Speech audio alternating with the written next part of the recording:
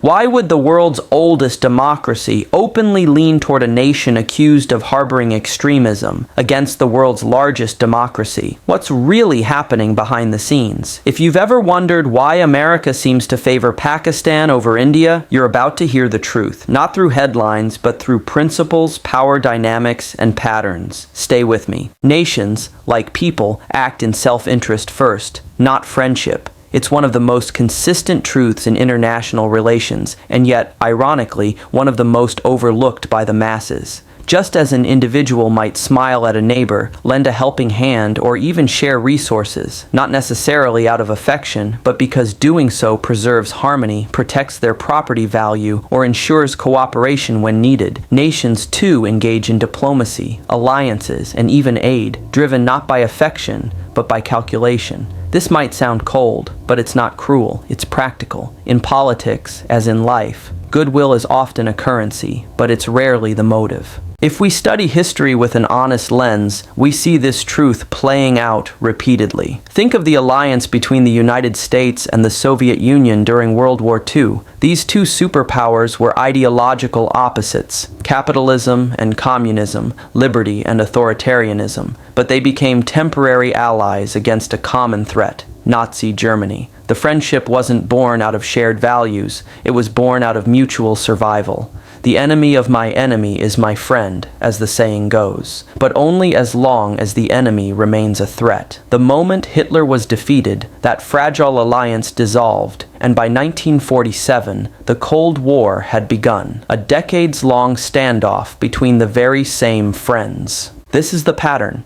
Nations enter relationships the way businesses enter partnerships. What do I gain? What do I risk? What leverage do I hold? The concept of friendship is only relevant when it serves an end. Consider the case of Pakistan and the United States. For decades, the U.S. has maintained a complicated but persistent relationship with Pakistan, not because of shared values or democratic alignment, but because of geography, intelligence cooperation, and regional strategy. Pakistan was a frontline state during the Cold War and the War on Terror. America needed a logistical pathway into Afghanistan, and Pakistan provided that route. It didn't matter that Pakistan had a shaky record on human rights or that it harbored radical elements. What mattered was access, compliance, and intelligence sharing.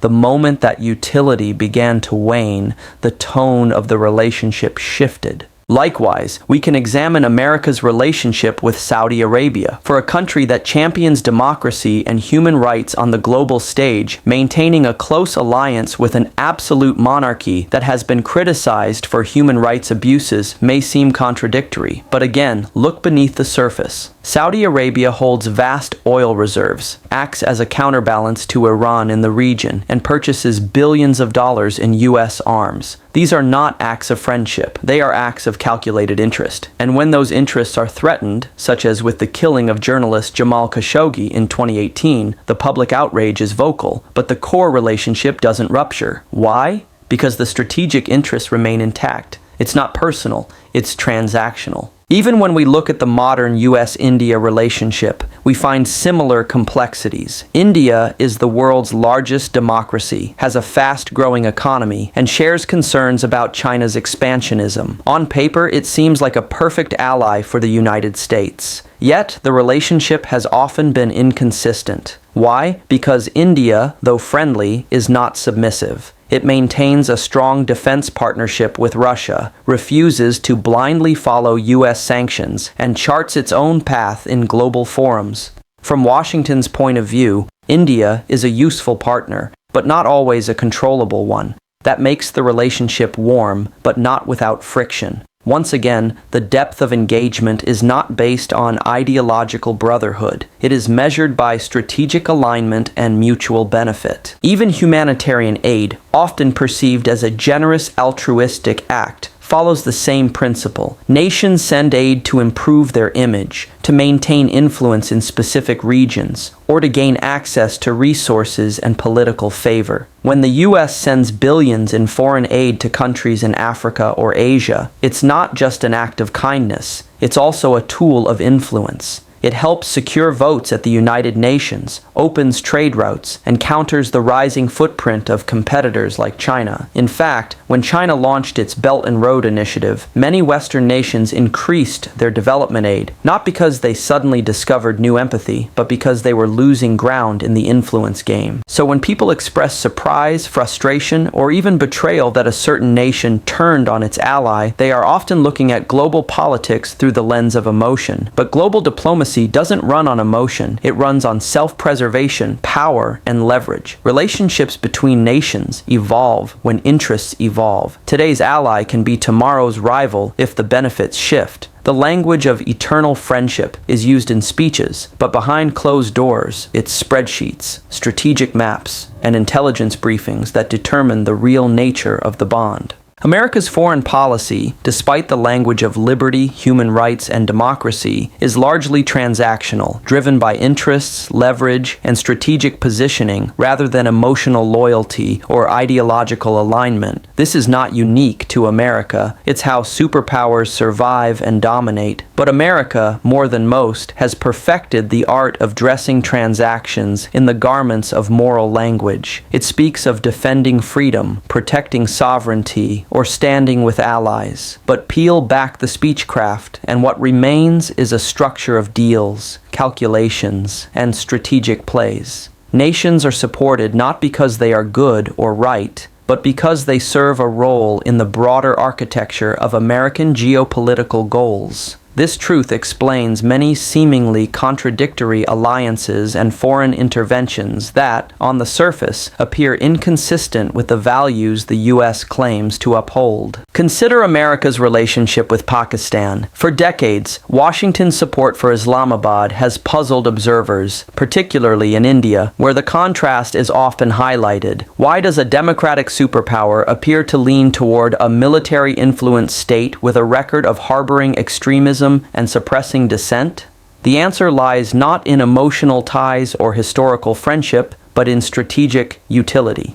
During the Cold War, Pakistan served as a bulwark against Soviet influence in South Asia and was a key staging ground for American operations in Afghanistan. Later, during the U.S.-led War on Terror, Pakistan provided critical supply routes, intelligence cooperation, and logistical access to America's military footprint in the region. Billions of dollars in aid flowed not because of ideological alignment, but because Pakistan could offer something America needed: access, proximity, and regional leverage. When Pakistan's cooperation became questionable, especially after the discovery of Osama bin Laden in Abbottabad in 2011, the tone of U.S. engagement changed. The relationship cooled, funding was slashed, and military aid was suspended. Again, not out of anger or betrayal, but because the transaction no longer yielded the return America expected. Another telling example is America's alliance with Saudi Arabia. The United States has had a long and enduring relationship with the kingdom, despite the glaring contradiction it presents to America's proclaimed democratic ideals. Saudi Arabia is an absolute monarchy with a deeply conservative social order, where political dissent is often crushed and freedoms are limited. Yet, this regime has remained a favored partner for successive American administrations. The logic is transactional. Saudi Arabia is a key oil supplier, a massive purchaser of American arms, and a central player in stabilizing the Middle East from the American perspective. The U.S. needs stable energy markets, strong defense contracts, and a counterweight to Iran's influence in the region, and Saudi Arabia checks all those boxes. Even after the brutal killing of journalist Jamal Khashoggi, a U.S. resident, by Saudi operatives in 2018, Washington's response, though loud in rhetoric, was muted in action. There were no serious sanctions or ruptures in ties, because cutting ties would have disrupted too many strategic interests. The support remained intact, not out of loyalty, but because the underlying transaction remained profitable. Look at the dynamic between America and Israel as another illustration of how support is linked to utility. Israel is often described as America's staunchest ally in the Middle East, and the two nations share deep military, economic, and intelligence cooperation.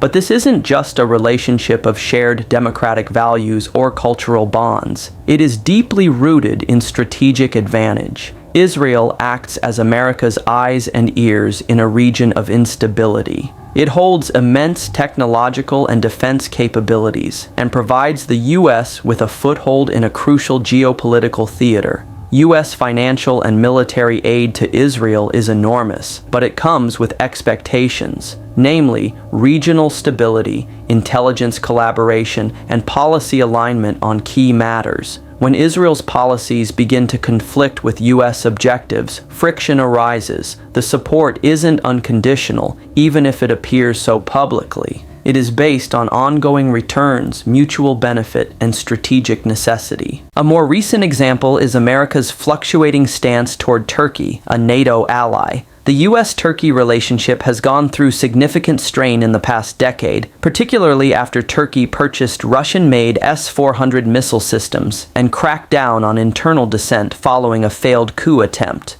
While America has criticized President Erdogan's authoritarian drift, the alliance hasn't broken completely. Why? Because Turkey still holds immense geopolitical importance. It sits at the crossroads of Europe and Asia, controls critical airspace for NATO operations, and influences migration routes into Europe. Even with tensions, the partnership persists because the strategic ledger remains in the black. Even aid to Ukraine in its war against Russia is steeped in transactional logic. The U.S. frames its support as a stand for freedom and resistance against tyranny, but underneath is a strategic calculus. Supporting Ukraine weakens Russia, deters Chinese aggression, reassures European allies, and reinforces America's position as the global leader in defending the existing world order. The aid is not charity, it is investment. An investment in global influence, alliance credibility, and strategic containment. Pakistan's enduring relevance in American foreign policy is not rooted in ideology or democratic alignment,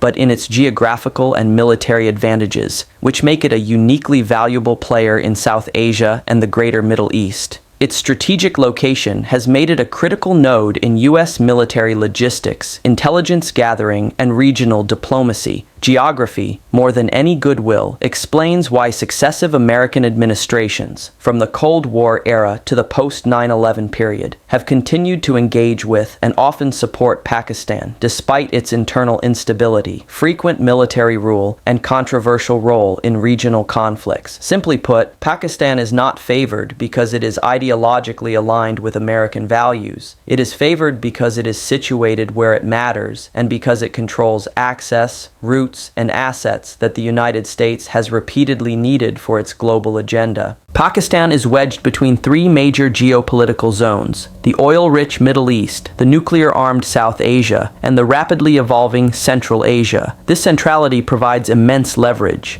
To the west lies Iran and Afghanistan, two countries central to American military interests over the past several decades. To the north, it shares proximity with China, the United States' primary strategic rival. To the east, it borders India, another nuclear state, and a rapidly growing global power with whom America maintains a cautiously strategic relationship, but not without disagreements. All of these borders give Pakistan an almost unavoidable presence in any serious U.S. foreign policy discussion about the region. Washington cannot entirely ignore Pakistan, even if it wants to, because the terrain it occupies is too crucial to bypass. One of the clearest demonstrations of Pakistan's strategic geographical importance came during the U.S.-led war in Afghanistan after the attacks of September 11, 2001, when the United States launched Operation Enduring Freedom to dismantle al-Qaeda and remove the Taliban regime. It required a reliable and logistically feasible route to deploy troops, weapons, food, fuel, and equipment into landlocked Afghanistan. Pakistan provided exactly that. The ground lines of communication, GLOCs, through Pakistan, specifically the supply routes that ran through the port of Karachi and overland via the Khyber Pass, became the lifeline for US and NATO forces. These routes were not just convenient, they were essential. Air routes were expensive and limited. Central Asian routes were politically complex and logistically strained. But Pakistan's roads and airspace made the supply operation not only possible, but sustainable for over a decade. Even after relations between Washington and Islamabad soured due to incidents like the 2011 U.S. Navy SEAL raid that killed Osama bin Laden in Abbottabad, Pakistan's geographical position remained too critical to ignore, despite the embarrassment and outrage in Islamabad over the unilateral American action, and despite growing distrust on both sides, the logistical cooperation could not be fully severed. For a brief period, Pakistan even closed NATO supply routes in protest, which led to immediate logistical and financial complications for the coalition forces. The crisis underlined the uncomfortable truth. Pakistan was not just a partner, it was a choke point, and America was dependent on that choke point for mission success in Afghanistan. Beyond logistics, Pakistan also provides significant military and intelligence advantages to the United States. Its military, especially the Inter-Services Intelligence Agency, ISI, has deep networks in Afghanistan, Iran, and even parts of Central Asia. While the U.S. has often criticized the ISI for its double-dealing, supporting some extremist groups while cooperating on counterterrorism, the reality is that this very complexity has made the ISI a uniquely valuable source of intelligence. The U.S. has often found itself in the paradoxical position of condemning Pakistan's ties to the Taliban while simultaneously relying on its networks for negotiations, hostage recoveries, or back-channel diplomacy. This uncomfortable dependency reveals a deeper logic. When you are dealing with a region so volatile, having a local actor that understands every faction, every tribal line, every militia leader, no matter how compromised, is often more useful than not. Another military aspect is Pakistan's nuclear status. As one of only a handful of nations with nuclear weapons, and with a history of military rule,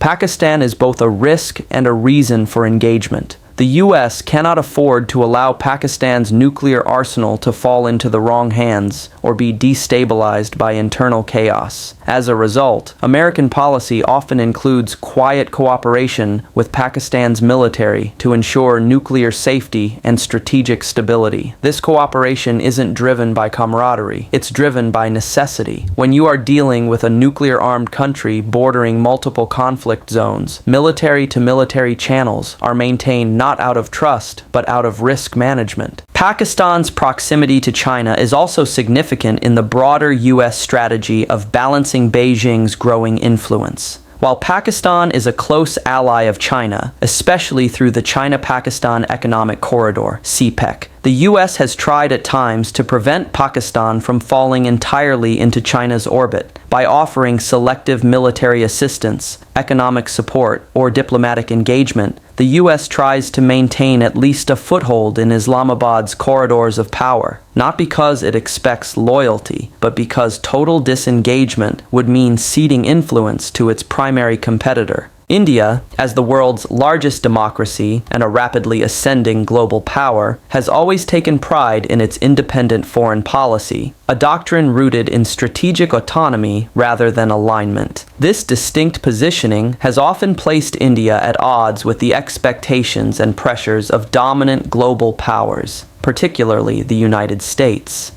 While the U.S. would prefer strategic partners to fall neatly in line with its geopolitical objectives, India resists becoming a subordinate ally. This friction is not born from hostility, but from the very nature of India's national identity and its historical commitment to non-alignment. It sees itself not as a piece on someone else's chessboard, but as a sovereign force navigating its own course through a complex international landscape. This approach frequently complicates U.S. strategies that rely on cohesive alliances, particularly in matters involving Russia, Iran, and China. One of the clearest examples of this divergence is India's enduring relationship with Russia, even as the United States has led global efforts to isolate Moscow. Particularly following Russia's invasion of Ukraine, India has continued to engage with the Kremlin, purchasing oil, military equipment, and maintaining high-level diplomatic exchanges. Washington has expressed disappointment, but New Delhi has remained unmoved. From India's perspective, its ties with Russia are historical, deeply embedded in defense cooperation, and critical to its national security. For decades, Russia was India's principal supplier of arms and military hardware, and despite increasing diversification, a significant portion of India's defense infrastructure still relies on Russian technology and maintenance. Moreover, India values Russia as a counterweight in the region and as a steady, if flawed, partner in global forums like the United Nations Security Council. American policymakers may view India's neutrality on Ukraine as problematic, but for India, it is a reflection of strategic consistency, not betrayal. Similarly, India's energy strategy has often clashed with U.S. sanctions regimes, particularly with regard to Iran. When the U.S. imposed strict sanctions on Tehran and sought to cut off all oil exports from Iran, India found itself in a difficult position. For years, Iran had been one of India's top suppliers of crude oil, and more importantly, a vital partner in regional connectivity through projects like the Chabahar port, India's gateway to Afghanistan and Central Asia that bypasses Pakistan. Although India ultimately reduced its oil imports under American pressure, it did so reluctantly and at considerable cost to its own energy security and regional ambitions.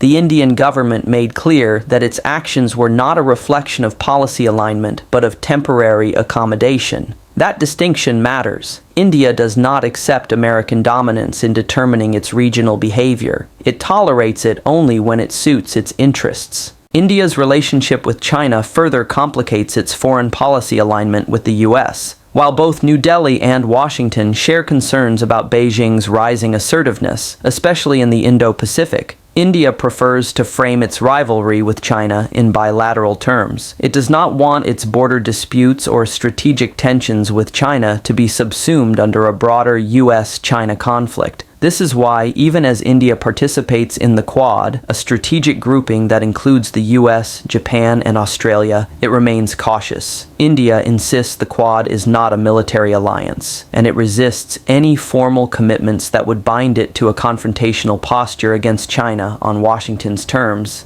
This measured approach frustrates American policymakers who want a more aggressive and aligned Indo-Pacific strategy. But for India, the objective is clear: protect its sovereignty, avoid entanglements, and preserve flexibility in an increasingly multipolar world. Even in matters of trade and technology, India has shown a willingness to diverge from U.S. expectations. Washington has often pushed India to liberalize its markets, reduce tariffs, and open its digital economy to American tech giants. But India, under successive governments, has adopted a protectionist tone in critical sectors, promoting domestic manufacturing through programs like Make in India and pushing back against the dominance of foreign platforms through data localization laws and regulatory oversight. While the U.S. frames such measures as barriers to free trade, India sees them as necessary steps to safeguard its economic sovereignty and nurture indigenous innovation. The conflict here is ideological. India views development through a self-reliant lens, while the U.S. often expects alignment with the norms of Western economic liberalism. Defense cooperation between the two countries also reflects this uneasy balance. While India and the U.S. have signed foundational agreements to enhance military interoperability and intelligence sharing, India refuses to enter into any alliance that would compromise its autonomy. Unlike treaty-bound allies of the U.S., such as NATO members, India maintains the right to walk its own path even in times of conflict. This was evident in its refusal to condemn Russia in global forums or participate in Western-led sanctions.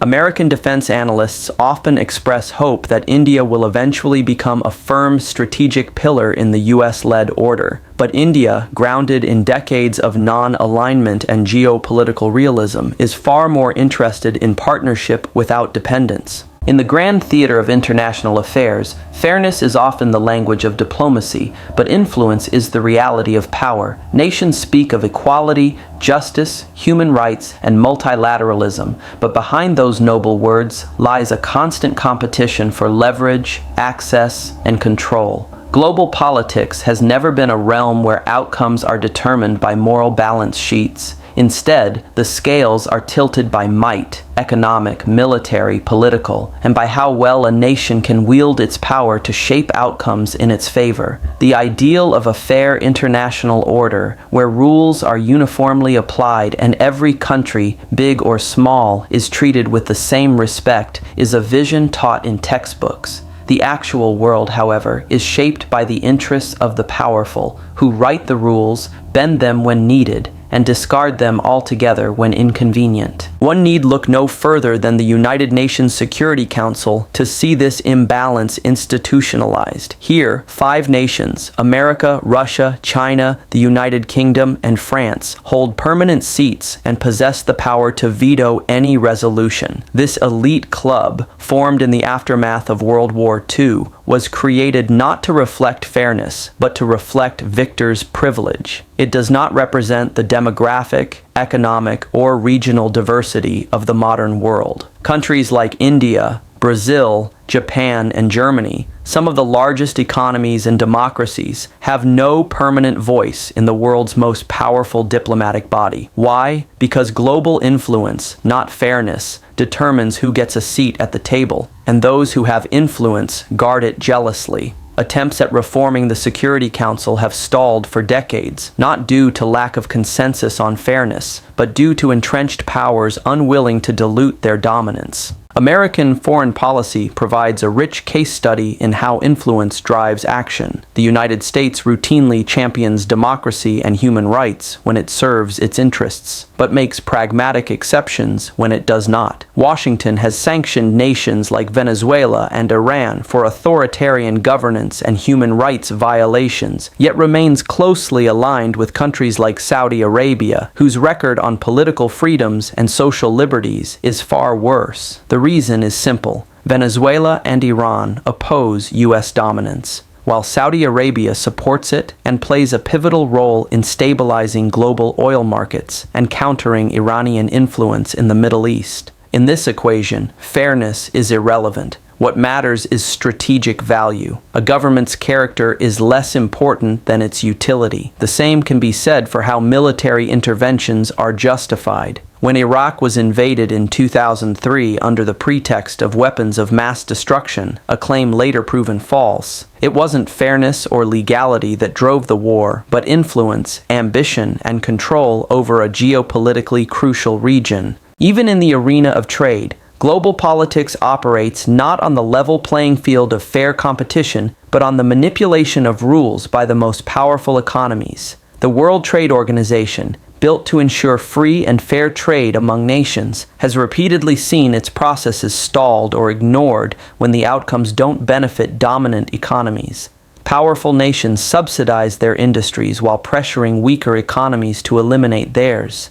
They impose sanctions, tariffs, and trade barriers not based on ethical concerns, but to protect their own markets and punish rivals. For instance, when China began to rise as an economic competitor, the United States responded not just with rhetoric, but with tariffs, technology restrictions, and a global campaign to isolate Beijing's tech giants like Huawei, not because of unfair trade practices alone, but because influence in critical technologies was slipping out of Western control. The hypocrisy becomes clearer when examining how international justice is selectively applied. The International Criminal Court, ICC, was established to prosecute war crimes and crimes against humanity, and yet the world's most powerful countries either refuse to join it or reject its jurisdiction. The United States, Russia, and China have either never ratified the Rome Statute or have withdrawn their participation. Meanwhile, leaders from smaller African and Middle Eastern countries have faced trial at The Hague. This asymmetry reflects a global structure in which fairness is an aspiration, not a norm. The court can pursue justice only against those who lack the influence to resist it. When it attempted to investigate U.S. military conduct in Afghanistan, Washington not only dismissed the charges but impose sanctions on ICC officials. Again, influence overruling ideals. Consider also the global response to refugee crises. Nations championing human rights have been selective in their empathy. Syrian, Afghan, and Rohingya refugees have faced endless hurdles and hostility when seeking asylum in Western countries, while Ukrainian refugees were swiftly embraced during the Russia-Ukraine conflict. The difference is not race alone, it is also geopolitical alignment. Ukraine is fighting against a US-designated adversary, Russia, and supporting Ukrainian refugees fits into the larger narrative of Western unity. Refugees from conflicts in Iraq or Libya, countries destabilized in part by Western military intervention, do not receive the same welcome. Again, fairness does not guide these decisions. Influence, both in perception and strategic outcomes, does. India, with its long civilizational memory and deep-rooted diplomatic culture, has come to understand a hard truth about the modern world. Global politics is not governed by fairness, consistency, or moral alignment. It is governed by interests, leverage, and timing. The recognition of this reality has not made India cynical. Rather, it has made India strategic. In a world shaped by power blocks, shifting alliances, and transactional diplomacy, India's approach is not to react impulsively or align blindly, but to play the long game, patiently, wisely, and with quiet power. It is a strategy not born from passivity, but from discipline. It's the art of surviving storms without leaning too far in any direction, ensuring that no matter who rises or falls on the global stage, India retains the space and sovereignty to navigate its own course. This mindset is reflected in how India has handled the Russia-Ukraine war. As pressure mounted from Western nations to condemn Russia unequivocally and align with sanctions, India refused to be drawn into the binary framework of Cold War-style allegiances. It did not support the invasion, but neither did it denounce Moscow in the language Washington preferred.